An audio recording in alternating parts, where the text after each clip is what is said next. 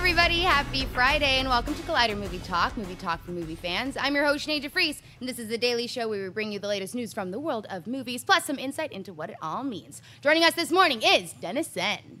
Hello, everyone, and welcome back to another brand new episode of Collider Movie Talk. Happy Friday, everyone. I'm happy because later tonight I get to go to the Hollywood Forever Cemetery and watch one of my favorite movies, the classic comedy Clue. That was just for John Rocha.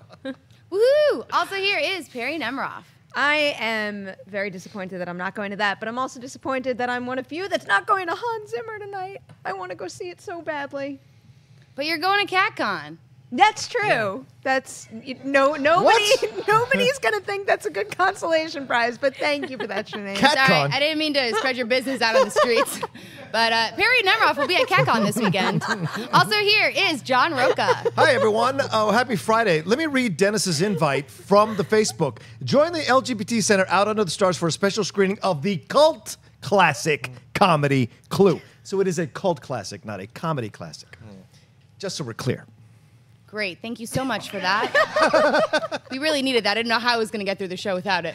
Also here is David Griffin. Well, I guess since we're all sharing our weekend plans, I'm looking forward to seeing Wind River this weekend, which is the end of the trilogy of the screenwriter who wrote Sicario and Hell or High Water. According to him, this is his trilogy. So this is the conclusion of that with Jeremy Renner. So go see Wind River this weekend. Are you going with anybody? I'm probably going to go by myself. That's what I usually do. I want to go. I want to go. Let's go.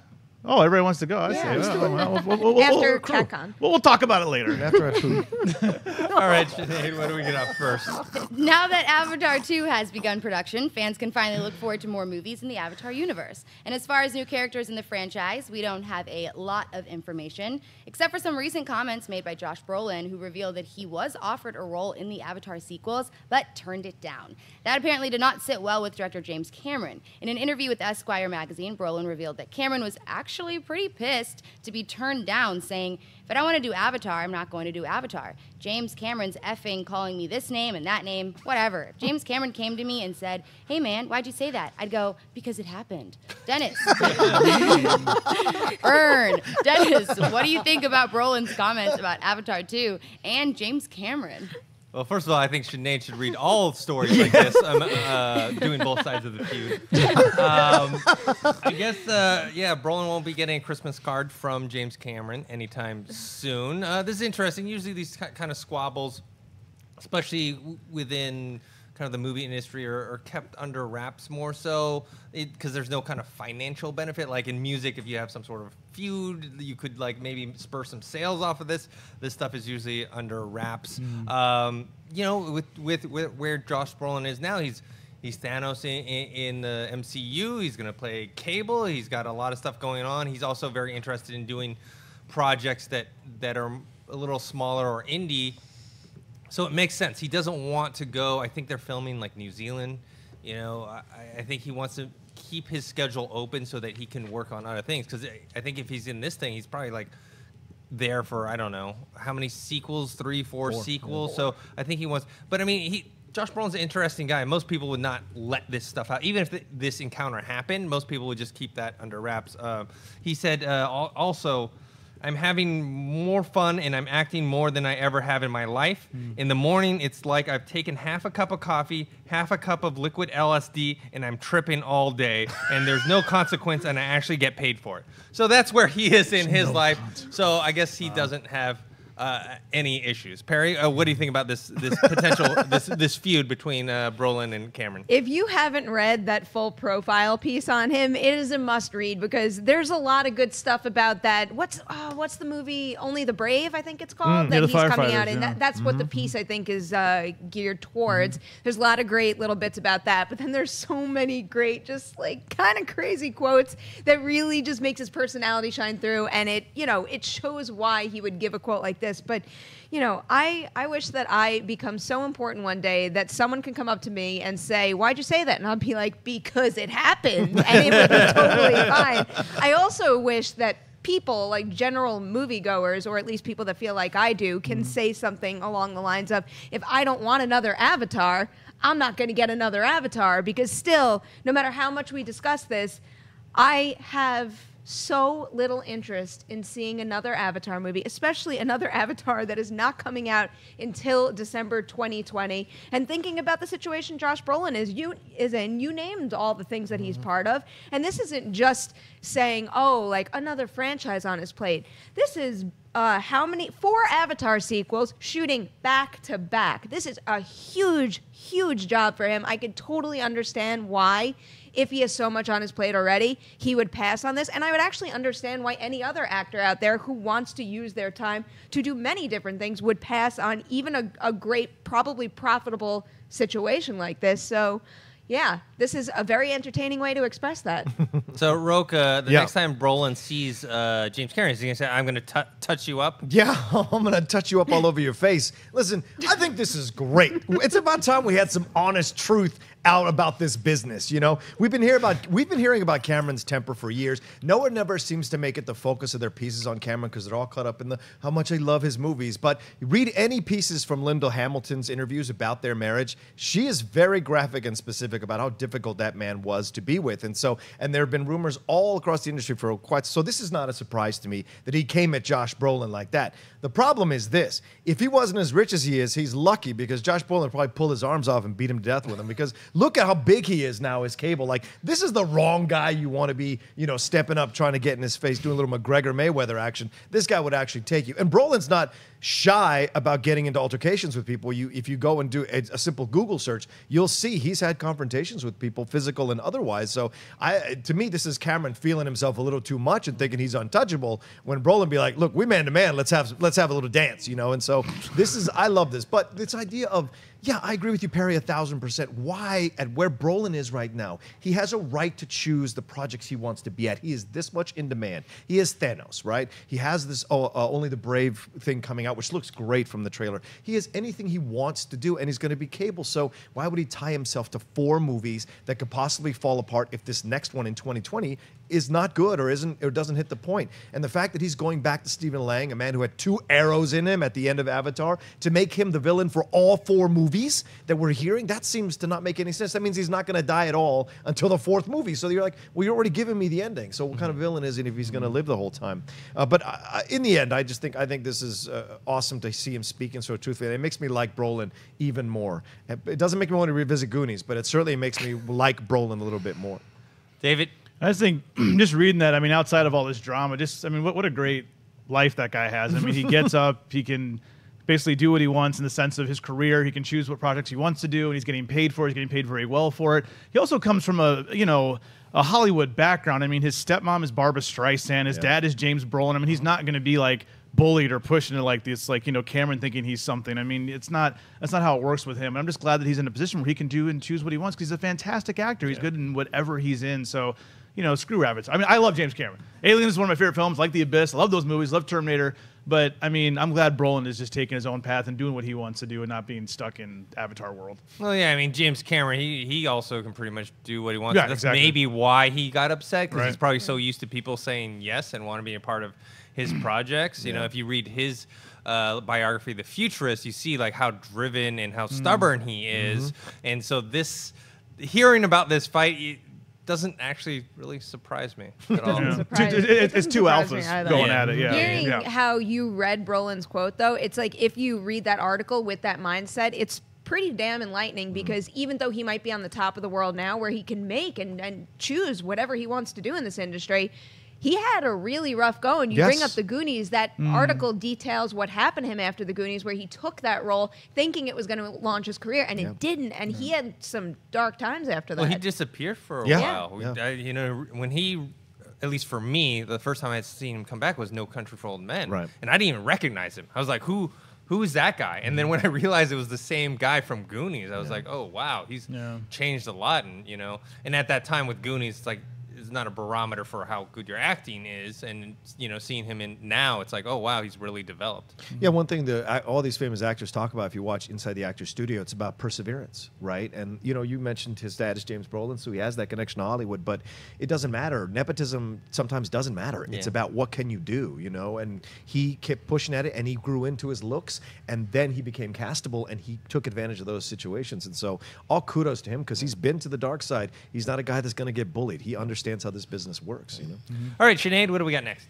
Even more details for The Last Jedi were released yesterday by EW, and this time the spotlight was shined on General Leia and Poe Dameron, along with Benicio del Toro's mysterious new character, DJ. With del Toro's role of DJ, EW made clear that he is not actually a Sith Lord or even a character from the Rebels TV series, but rather a codebreaker or slicer who doesn't fight for any side and is only in it for financial gain. When touching on General Leia's character, the article delved into her relationship with Poe and how his arc evolves from heroic soldier to a seasoned leader, with Oscar Isaac saying he believes Leia is pushing Poe to step up as a future leader of the Resistance. As for the untimely passing of Carrie Fisher, director Rian Johnson had this to say.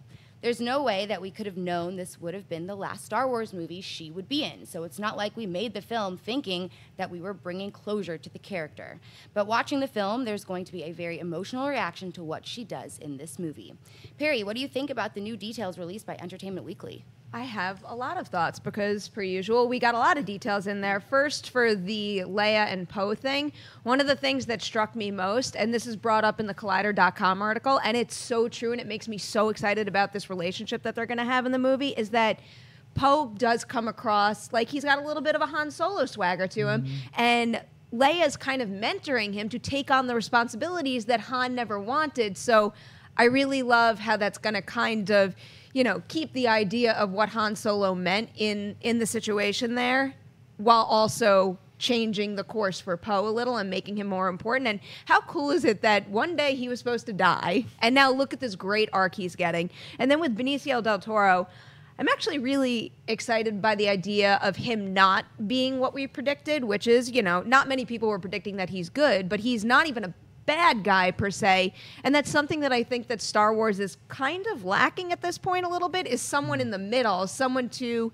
not necessarily assess both sides, because it doesn't seem like this guy cares about what's right and wrong either way, but just someone who falls in that gray area. It's going to really shake things up, and I like the idea of him being a code breaker. I read code breaker and I immediately think slicer, because that's what I know from the books, and I know the term slicer goes back to Legends material. The first time I heard it came up in the Aftermath trilogy, and that character, Condor Kyle, I was really into him. I'm just fascinated by, you know, hacking and, you know, behind the scenes type stuff with computers. So the way he approaches situations versus how Jedi and other more physical characters attack them, that is also something that we have not really seen on the big screen with Star Wars. So he could offer a lot to this world that we haven't seen before. David?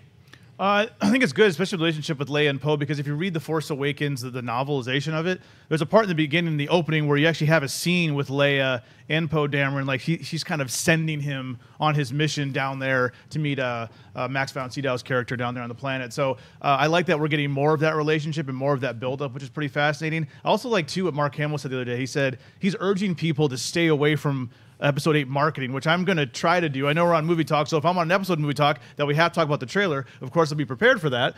But if I don't have to, I think I'm going to try my best to stay away from some of the marketing and take Mark Hamill's advice, just because I guess to avoid some spoilers, you know, even though I'm sure the marketing is going to be fantastic. I didn't think in the last one they gave up too much in the trailer. I thought they did a good job with the trailers. So I'm hoping to do the same with this one, because I can't wait to see Episode 8. I'm excited.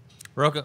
Yeah, I mean, this I'm hung on this part of her quote, or the quote, rather, the very emotional reaction to what she does. Like, that part of the quote, for me, I almost started tearing up when I read that, because what does that mean? Is she going to sacrifice for Poe? Is she going to pass away in some way in the film that saves Poe and shows him the grander plan, like the final step, kind of like what Kenobi did for Luke, sacrificing himself to Vader so that Luke could understand that there's a grander plan at work here and his piece in it, his part to play. And I love this idea that this is going to get a deeper approach. Do you know what I'm saying? And there's shades of Empire Strikes Back with the stuff with Benicio. Benicio is basically Lando. There's a version of Lando. You know, he didn't choose sides. He's playing, you know, he's got to survive in this casino planet that they're going to go to.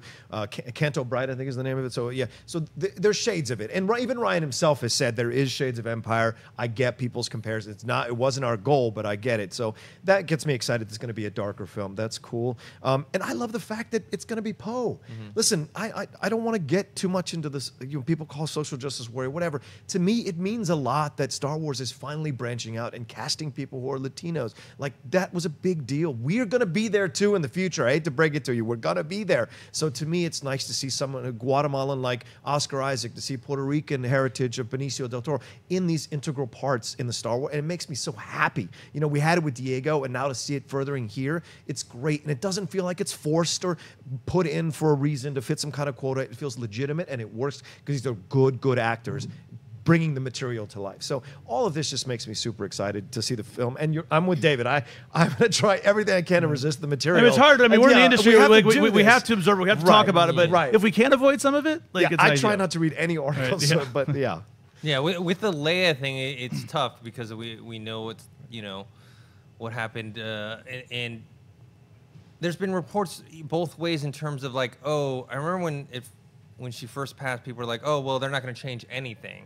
And now that I'm hearing reports, oh, yeah, they rewrote the whole thing. It's like, well, which one is it? And then for her character to somehow sacrifice herself in episode 8, that means that must have been done before. Then episode 9 wouldn't be changed at all because there's nothing there. But if they are, I don't know. It just seems... That's like the biggest question. How are they going to take her character, and how is it going to affect the future of Star Wars? As far as Benicio del Toro is concerned, yeah, everyone was speculating for the longest time, like he's going to be a Sith Lord, he's going to be Ezra Bridger, all these things, and now he's just a normal guy. And I agree with you, Perri, that it's great to see a character that, because with Star Wars, we do have a lot of like very good people, very bad, it's very black and white sometimes. And the best part of Star Wars is when it gets more in the gray area.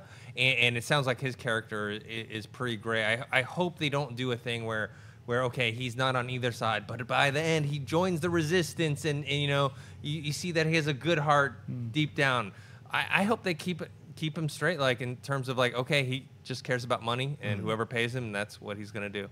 I think that's what they're going to do with that. Okay. And like when you just explained it, the only other time I think I can think of any sort of gray area or characters where people might think like, is what they're doing right or wrong, is Saw Gerrera and his guys, just because they're a little more militant about it. But Rogue One didn't really dig into that quite as much as the books do. Technically, kind of like, Ahsoka isn't a Jedi anymore, kind of. But I mean, she doesn't do like bad things. Yeah, so yeah. really, she's a good guy. Yeah. All right, guys, now we're going to move on to buy or sell. Sinead, what do we got first? Yesterday, Lionsgate revealed via a report from MovieWeb that the upcoming reboot of Hellboy would be changing its title from Hellboy: Rise of the Blood Queen to simply Hellboy. As for the movie itself, it was reported earlier that Resident Evil star Mila Jovovich was in talks to play the villain of the movie, but not much else about the reboot is known. Now, creator Mike Mignola has confirmed to Newsarama that the B.P.R.D, or the Bureau of Paranormal Research and Defense, will have a part to play in the movie. The B.P.R.D figures into the movie. I don't want to say who is and who isn't in the movie. I think it's fair to say, however, that the primary focus is Hellboy and not a B.P.R.D team movie. Rocha, do you buy or sell having the B.P.R.D in the new Hellboy movie? Oh, yeah. I absolutely buy this. I think, look, I know that Mignola is saying that he isn't as involved as he was in Guillermo's first 2 iterations of Hellboy, and that's understandable. I think they kind of want to have Tim do his own thing with the film, and I'm excited to see the B.P.R.D in, but I don't want to see Sapien again. I don't want to see the characters we've seen in the first 2. Maybe bring them back, but I also want to see the other characters that are there. Roger, Captain Benjamin Daimio, who's one of my favorites because it's a were-jaguar. I mean, have you ever seen a were-jaguar, for God's sakes? And I love Panya as the ageless mummy. So there's so much to explore here, and I think this also falls into what Mignola is trying to do, which he said in the interview too, is create this Hellboy cinematic universe. It's a very rich universe that he's created there, and any of those of you who are fans of the Hellboy stuff like I am, it's like, there's so many stories to tell. They even had a Hellboy in the B.P.R.D. comic that made a run for a while. So there's a lot of worlds to explore, just like Hellblazer. Hellblazer can make its own cinematic universe as well. There's so many great characters to explore. So all these comics have incredibly rich backgrounds, and this is one of them. And Hellboy bringing it back. I think David Harbour, it's a shame he didn't get Cable, but this is a nice second choice. And to be able to bring this back to life and see what he can do with it. And the B.P.R.D., you're just introducing them. I like it's not going to be a team-up movie. They're just going to be there in certain moments, so you get to introduction. And we're going to see, I wonder where they're going to place it in time. Like, are they going to go back to the 50s? Or is it going to be modern? What is it? Because, I mean, obviously it was started to fight Hitler and the occult and the Nazis and all that stuff. And so where are they going to place it, and who are they going to introduce? Because I would love it if they'd introduced the whole team and then gave them their own movie, possibly. So to me, I'm super excited. I totally buy this. Yeah. David, buy Yeah, I buy this. I mean, Hellboy is one of my favorite series. The last Hellboy arc I read was Hellboy in Hell. He was trying to go to confront his dad, you know, which is a really good series. I mean, Magnolia's been writing this for years. He's actively involved in the B.P.R.D. series as well as the regular Hellboy series. He's a fantastic writer, great artwork. I mean, this is a series. If you haven't picked one up, go. If you have like Comixology or any of those apps, I think you can go on there or the Dark Horse app and pick up a book. Probably pick up the first issue for free. It's definitely worth checking out. I mean, I loved Guillermo del Toro's version of this. I thought it was fun. You know, it's kind of campy at times, but it was good comedy. I thought Ron Perlman was fantastic as Hellboy. So I'm excited to see this different, darker version and see how that kind of compares to the original series. Yeah, I'm going to buy that the B.P.R.D. is going to be part of it. I like the dynamic that they brought in the first two movies that Guillermo del Toro did. And hopefully, yeah, like, not that they're going to overshadow Hellboy, but just be there and play. I'm going to sell the name change. I had preferred if they had just kept it, because now you rename it just Hellboy, then people are going to think of the original Hellboy, where, you know, you had that one, you had Golden Army, and then this one. So it's like you're going to kind of confuse people. People are going to think, I don't know. Maybe they didn't want people to think this was a sequel to the third one by adding an extra title to it, but I don't know. Hellboy is just something I personally like, but I just never felt like the casual movie fans were demanding to see another one. Perri, what do you think?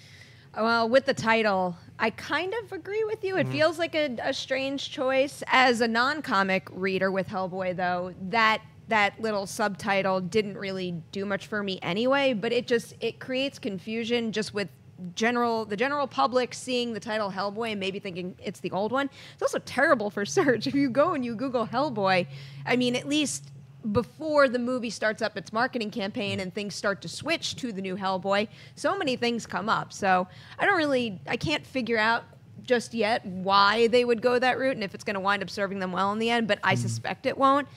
With the B.P.R.D. thing, I'm going to buy it, assuming that he stays true to his word. Not that it's his choice, because as you said, he's not that involved. And he's not that involved because, not necessarily because of this, but he said he's not involved as much as the GDT rendition. But he also said that Neil Marshall's version is a little truer to what he created. So that sounds like a great working relationship then.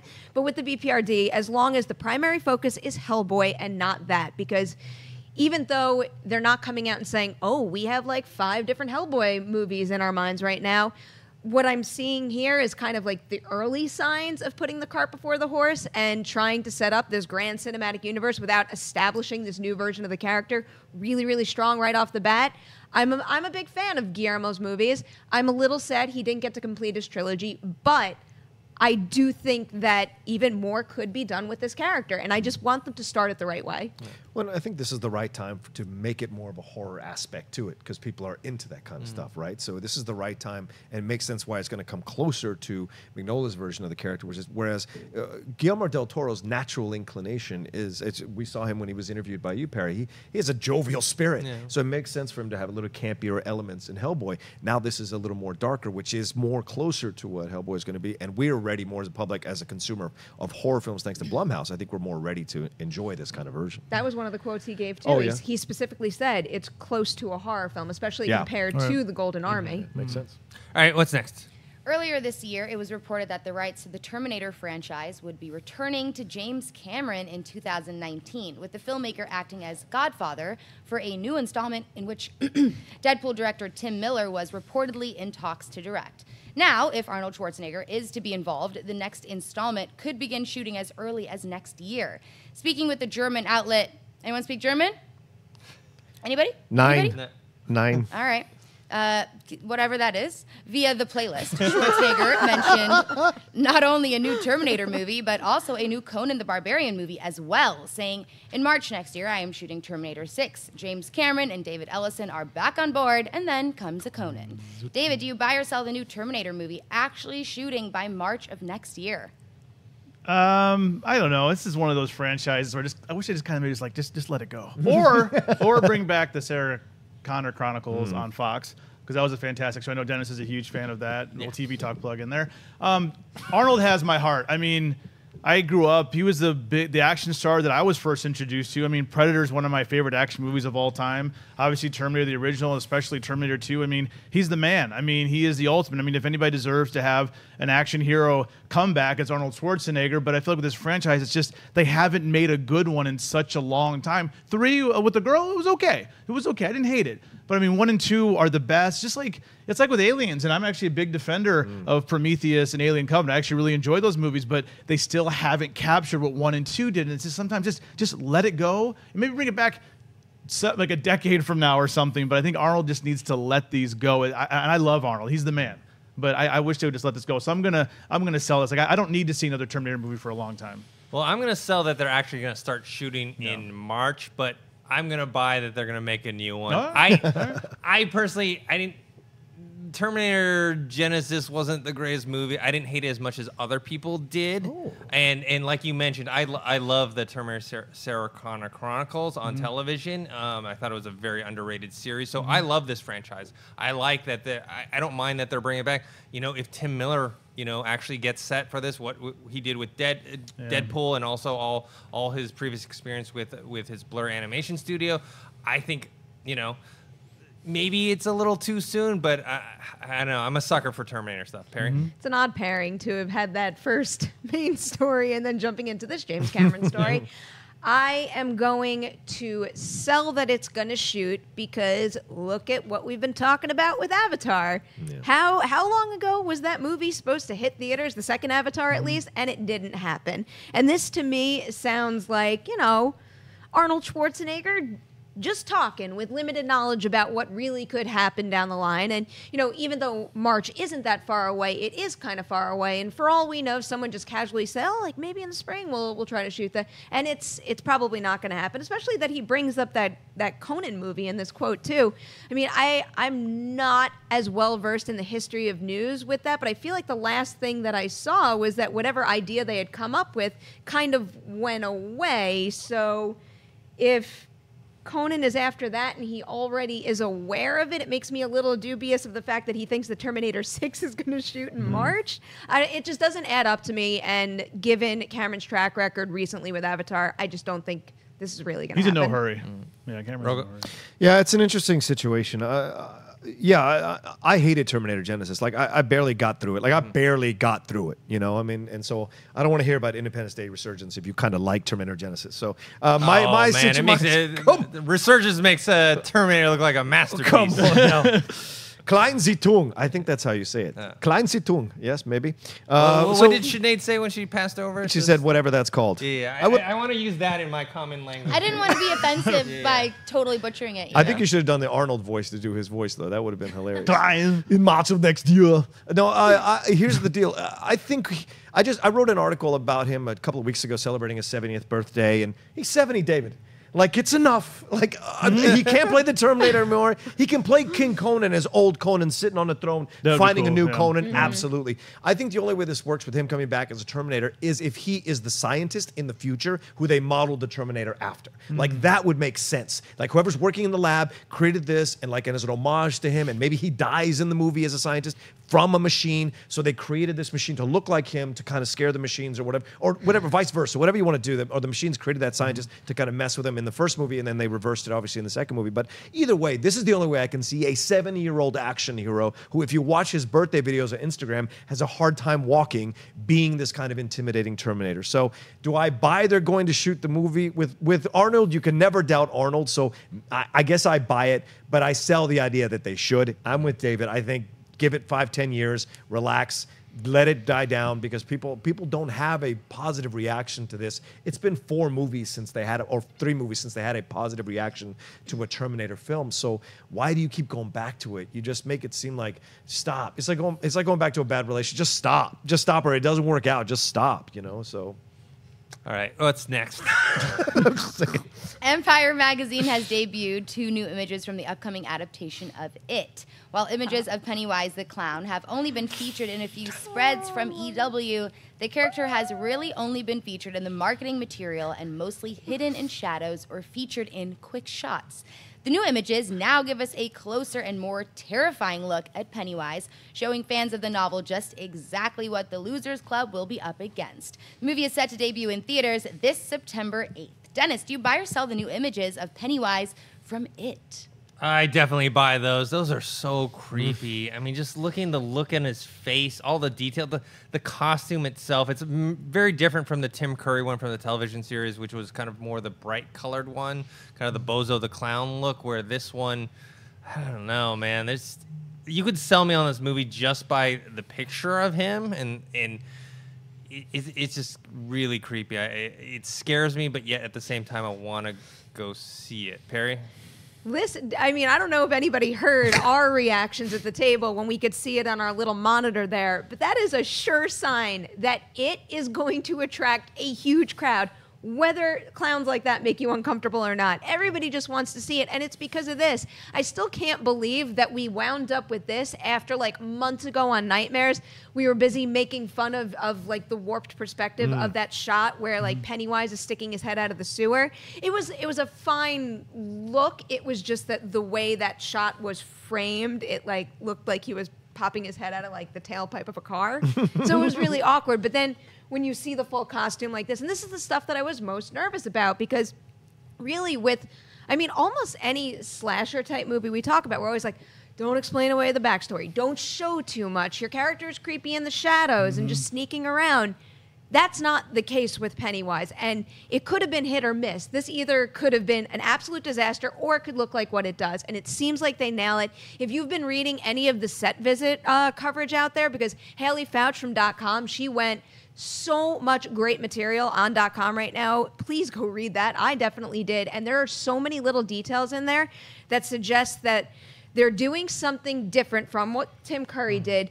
They're also doing something different from what's in the book, but they're adapting it in a way that makes it perfect for the screen while still staying true to what that character is capable of and why he's so scary. And it's not just because he's a creepy clown. There is so much more to Pennywise that makes him, I mean, really, like, so much more than just one slasher. He is capable of so much more. He's capable of really getting in your head and bringing your worst fears to life. And it seems like they really understand that. I need it to be September 9th. Rocha. Listen, yeah, I buy it. Are you kidding? I'm scared out of my mind. I can't even turn around and look at it. Like the scene in the trailer where he jumps off the thing and starts going for the kid. Listen, I can't.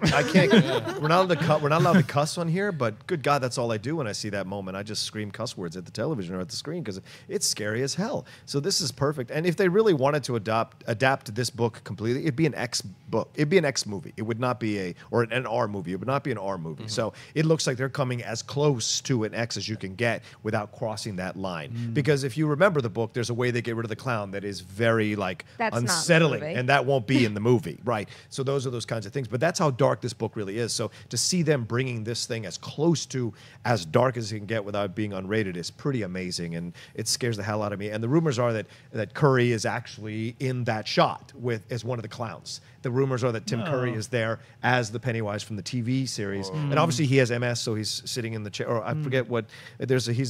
I know he has a degenerative disease right now, but he's probably sitting in there as Pennywise. It's a great homage if they threw that in there. It'd be fantastic if the rumors are true. So yes, I buy the images absolutely because they scare the crap out of me, and I will be there covering my eyes for however long this movie is and loving the hell out of it.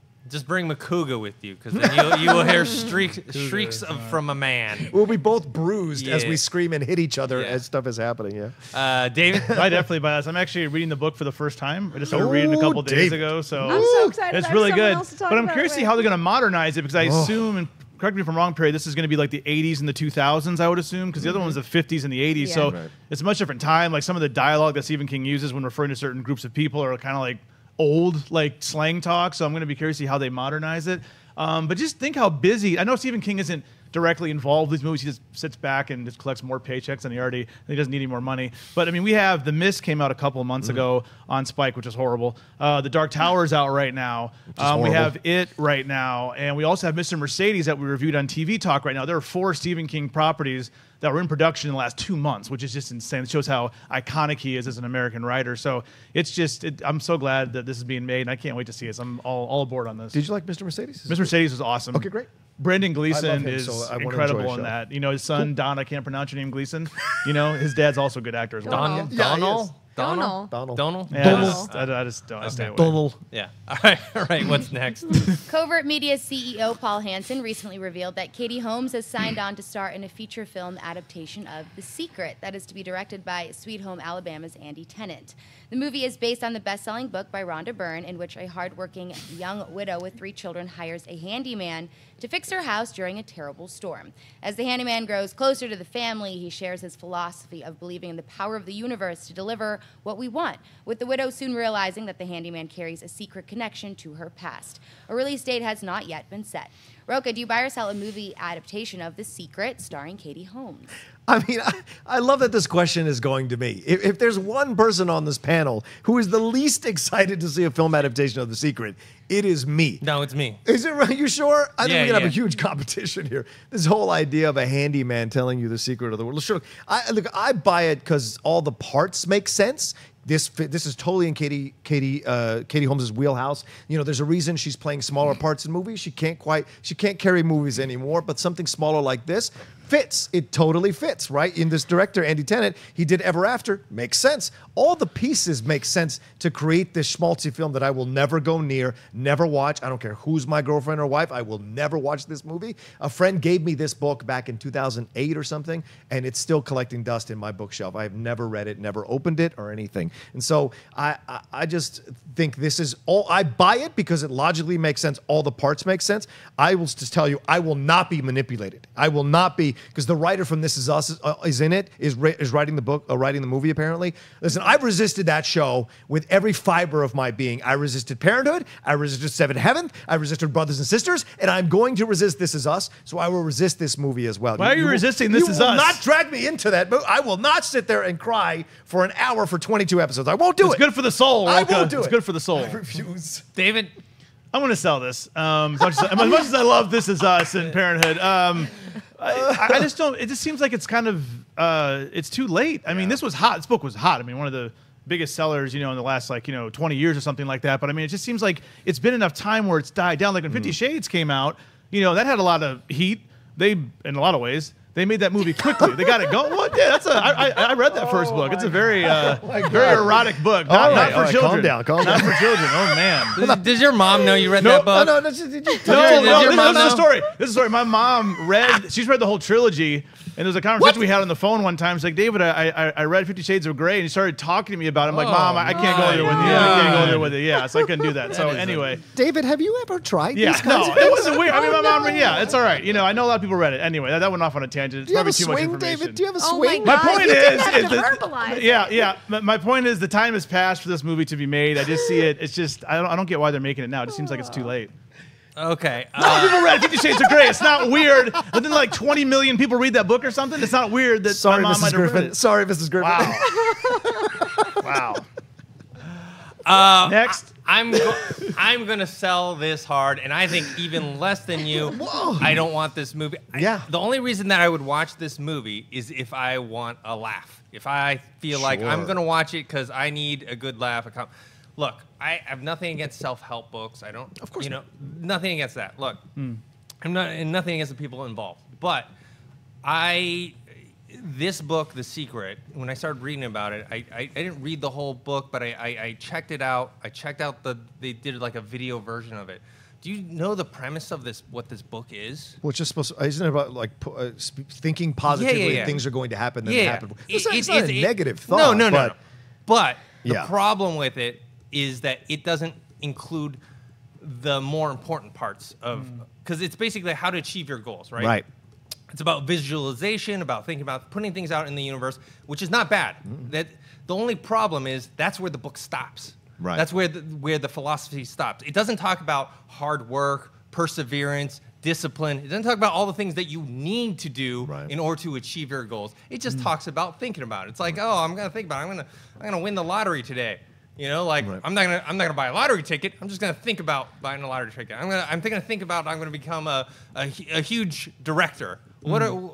I don't really need to do anything for it. I'm just gonna think about it. Well, that's classic stuff because then you can buy the sequel and figure out how to do it next. Like that's how they do it. But that book never came out. Right. Exactly. The hard work portion of it never came out. So that's why I'm totally against this movie. I'm against it. Like I said, if I see it, it's going to be for a laugh. Because I remember watching the Secret whatever. It's not a movie, but like what do they do when they translate a book to like a video or whatever? I watched some of that and I was just laughing hard. Perri, are you watching this movie? No, I'm not for many reasons. And, I'm kind of with you guys in that I think there's definitely a place in this world for self-help books. But jumping off of how Dennis described this, it's almost like a self-help book that runs the risk of being even more destructive if their method doesn't work out, because it has you like climb. And then if it doesn't level out and manage your expectations, if that doesn't work,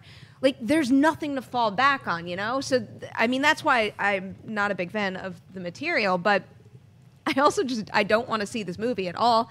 I am not big into movies that manipulate me into crying. And I'm not saying that that's going to be what this is, but when I read a brief article about them putting a package like this together, that is how I start to pre-visualize it. And also, Katie Holmes. I happened to have seen Logan Lucky last night, loved the movie, and I don't think she is a very good actress you anymore. Can say this. Maybe there's something, deep down, because there was a time where I really enjoyed her in films. Everything I've seen her in recently, oh God, now I can't remember. There's like one movie that came out of Tribeca recently where she plays like a killer housewife, and oh my God, it was one of the most miserable, frustrating movies I've seen in a really long time, and I really didn't like it. And then everything I've seen her in since, I see problems more and more in her performances, so I'm not looking forward to an adaptation of The Secret, and I don't want to see her in the lead. All right. Pieces of April was the only really, like where she really stepped up to the plate. Everything else has been kind of middling, I agree. Yeah.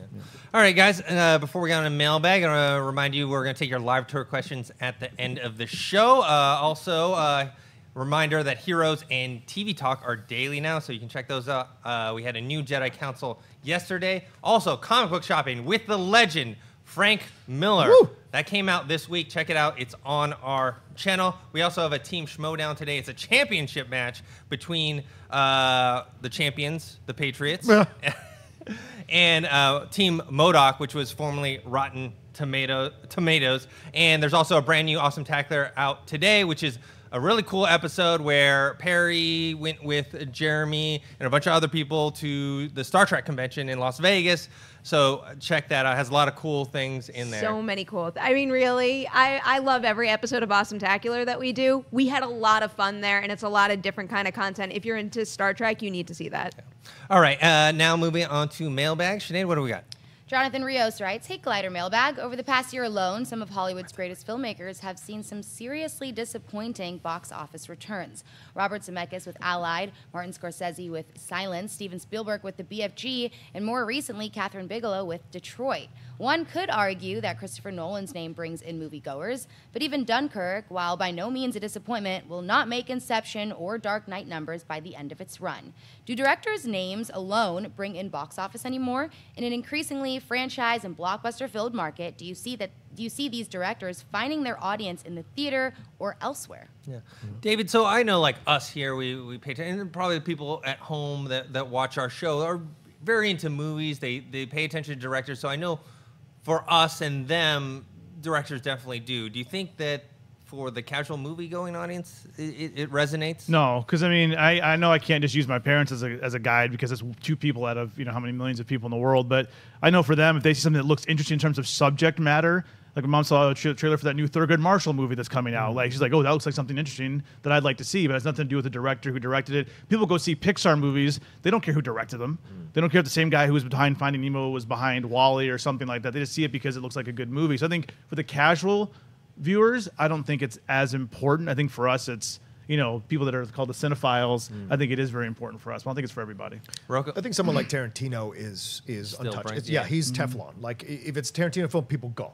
But I think with these other directors, it's about material. Like how many people were desperate to see that Silence movie? Like that's a niche thing. And same thing with Dunkirk. It's a British battle. It's not an American and even battle. Tarantino doesn't make huge numbers. Even what? Tarantino doesn't make big numbers. Right. But people go to his movies, Sure. and it's an event thing all the time. Zemeckis has been slowly sinking for quite some time, so it's not like his films have been, killing the box office, and this is an anomaly. So these are the things that are happening. And Spielberg too, he's hit or miss now as he gets older. That's just part of it.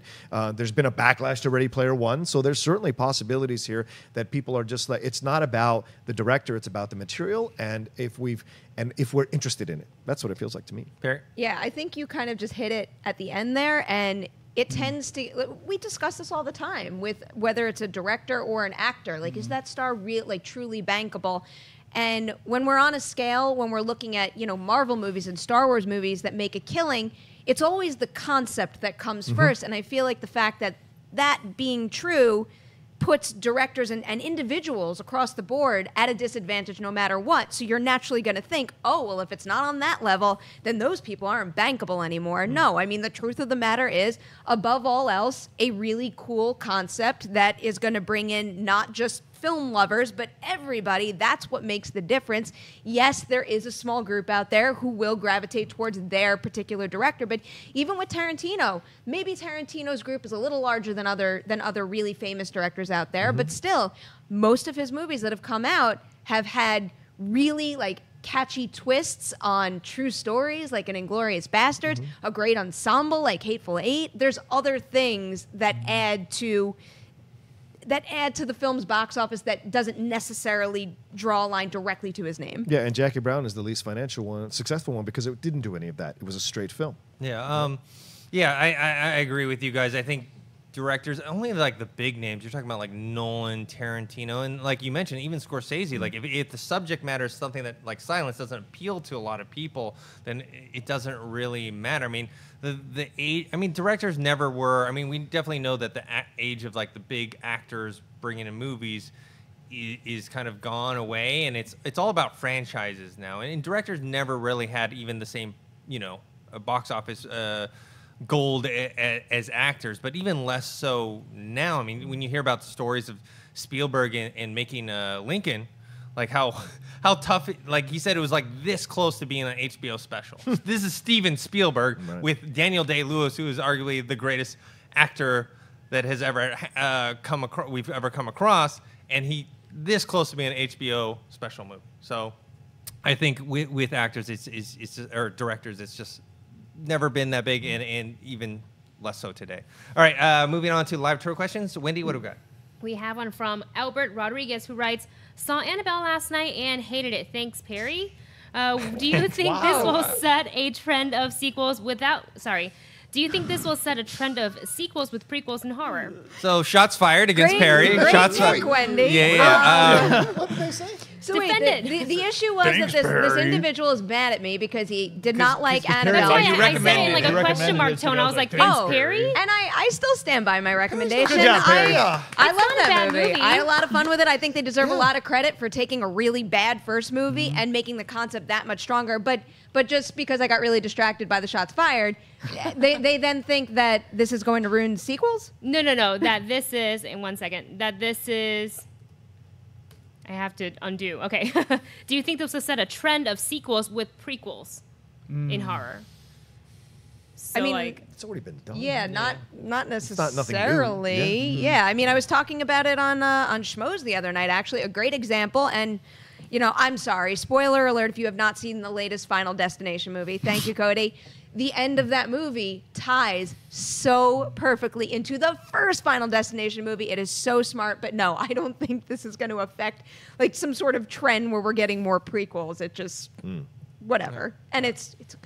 It's okay, but I want to say though, really quickly before I step, I love how Perri's really quickly after 5 minutes. Well, before I step all over this person, because this person is entitled to his or her opinion, and everybody else is, but it still is not going to change my opinion. I really liked it.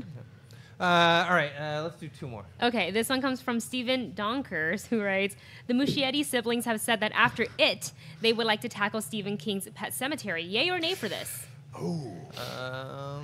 They were playing a Pet Sematary song. There's like a rock song called Pet Sematary in Mr. Mercedes, and he was listening to it in his car. I was like, oh, I've never heard that song before.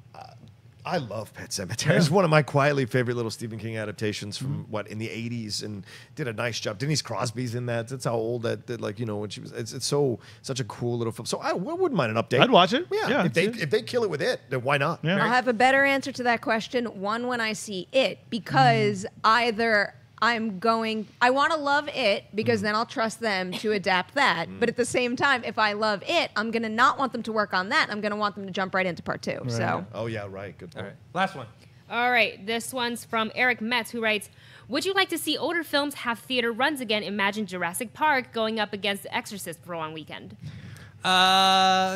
Yeah, I mean, there's a lot of revival screenings. So, like I said, tonight I'm going to watch Clue. We saw Jurassic Park like last year. It was like 3D IMAX. It came out. Yeah, I last mean, year, I think. definitely Yeah. a lot. I mean, at least in LA, there's a lot of screenings of older movies. They're never going to do runs where it's like, oh, this is going to be going on for a week or 2 weeks or something like that. But they will have like special nights, and people who love the film will come out. So I think that's the best way to do it. And I don't want to confirm anything, but we're working on something for Collider in the local Los Angeles area, and working on something like similar to what you're talking about. I'm very excited about that. But I also recently saw Jurassic Park again at the New Bev, and it was wonderful, and the whole theater was full. That's Tarantino's theater? New Beverly? Yeah. New That's Beverly. nice. Well, last night they just did Tron and Tron Legacy back to back at the El Capitan. They had that happens at LA in LA, and Terminator 2 3D is supposed to be coming out That's next right. week. So they do that for occasional times and celebration anniversaries. But no, you wouldn't want to bring a film out because there's a lot. Like Wonder Woman's coming back out, but it's only because it's current, right? You don't want to bring the older ones back. They're not going to get as much of a run. Yeah.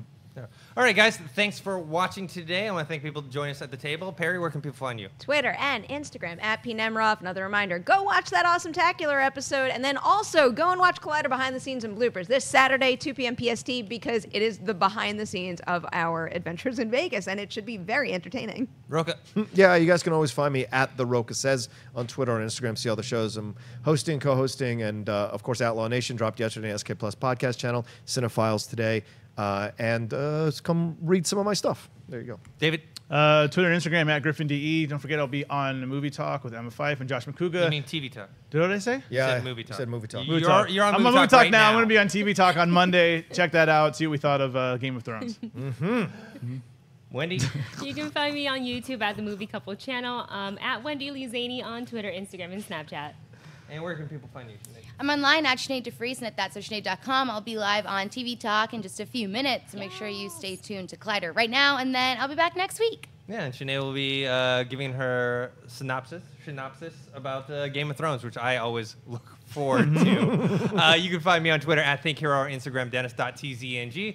Thanks to Cody and Copster in the back over there. And we will see you guys next time. Hey guys, if you like this video, click the thumbs up button. Also, make sure you subscribe to our YouTube channel. It'll help you stay up to date with everything we've got going on here at Collider.